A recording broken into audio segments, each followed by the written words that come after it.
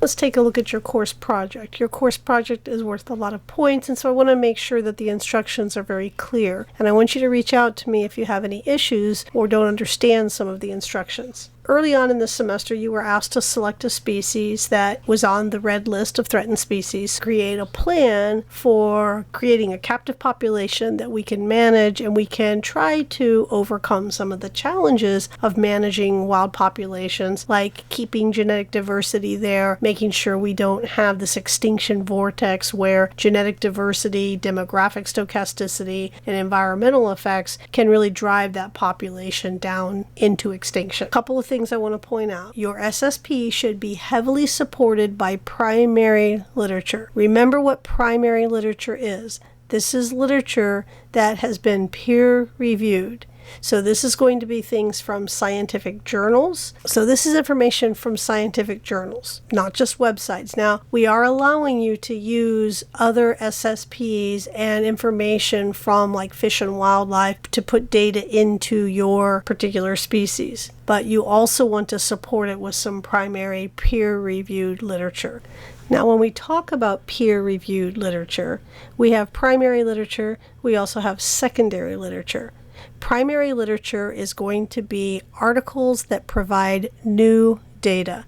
So this is a new study that has been done on a particular species, and it's giving you new information, as opposed to like a review article, which will go through and talk about what a lot of other people have done, but not provide anything that is new for this particular article. One of the ways to tell whether it's primary or secondary is to look to see if they have a methods section and a results section. If they have methods and data and results, then it's probably a primary literature. If they don't, it's probably secondary. Things like textbooks, those are typically considered tertiary because in many cases they're not really peer-reviewed, and it's essentially third hand. First hand, they did the research, they gathered the data themselves. Secondary, a review where they compiled data, still done by a scientist in the field, still peer-reviewed, but not new data. And then after that comes tertiary, and then news articles fall way, way far below that as well. So you want to try to stick with at least 10 primary references. Now, it doesn't mean that you can't also use some reviews. You can't also use some of these chapters that we've been using for our readings, but you don't want to consider those to be primary. So you still want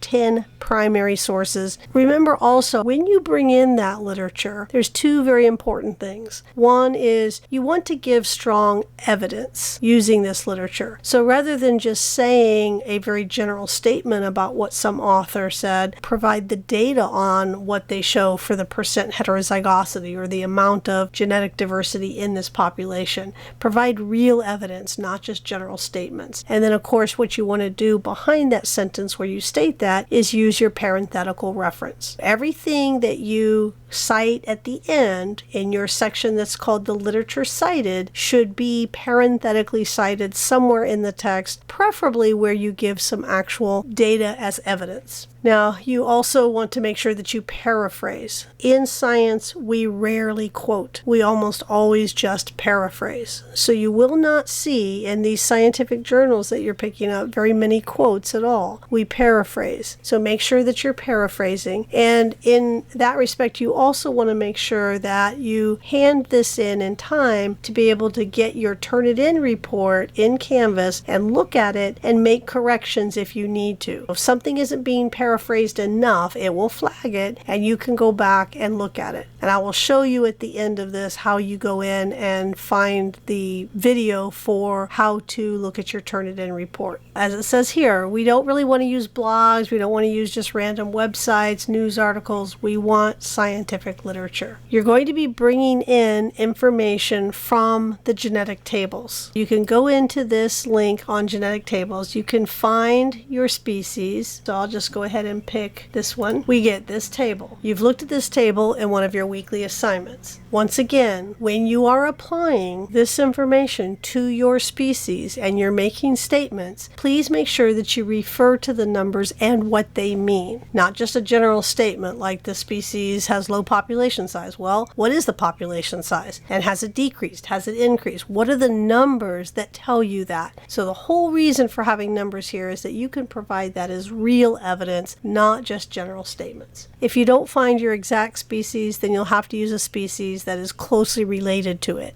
What I would do is to use the snipping tool, copy and paste that table into your document, provide a citation where you got it so that it's clear that these aren't my data, these are somebody else's data. What you're going to have in your paper is essentially 6 sections. Your first section, as we learned in week 2, you want to have a purpose and a goal for your project. You may need to go back to that assignment and take a look at any comments that were given to you and make sure that those are addressed, and then also make sure that you reread what we want here. This is my species. Why is it declining? What is the goal? What are my justifications for my goal? So you want to make sure that you look at all of that. What it's also asking you to do is to create sections for each of these. You'll want a section heading. Here's my SSP for this particular species. My first section is going to be the purpose of my captive population and the goals. Your second is going to look at the founders. When I found this new population, when I bring in individuals into my zoo, how am I going to maintain that genetic diversity? Again, make sure that you look at your genetic table and make your conclusions and your argument based on that. Make sure you answer all of the questions that are here under section 2. Do we have enough founders? Is our wild population large enough to even get a good founding population? How many will we need? And you want to, again, bring in justification from the readings. What in our readings talked about the best population size for a founding population? If I have a small founding population, what are some of the issues? And then in section 3, we're going to look at how are you going to manage the population? What recommendations will you make